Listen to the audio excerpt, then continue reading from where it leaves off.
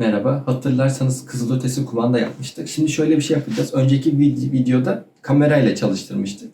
Bu videoda da oyundan aldığımız bir eşya direkt doğrudan kumanda şeyi göndermeyecek. Direkt internet bağlantısı göndermeyecek. Kızılötesi kumandamıza sinyal gönderecek. O kızılötesi kumandamız bizim kızılötesi sinyal çıkararak vantilatörü çalıştıracak. Şimdi gösteriyorum, bakın. Değişti.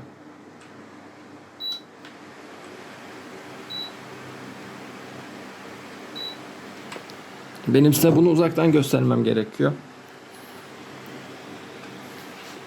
Şimdi şöyle yapalım ya. Şunu biraz daha yakından alalım. Bu şekilde göster. Dur. Vallahi çok zor gösterir. Dur. Şu şeyi alalım. Yanımıza alalım.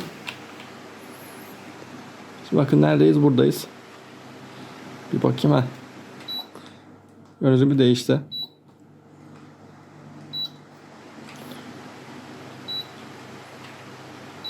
O kapatta bir şey eklemedim, o yüzden öyle oldu. Bakın sol taraftakini alırsak kumandanın başka tarafındaki sinyal oynuyor.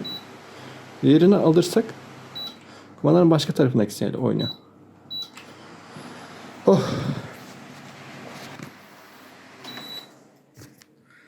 Ben yaptım. Bay bay.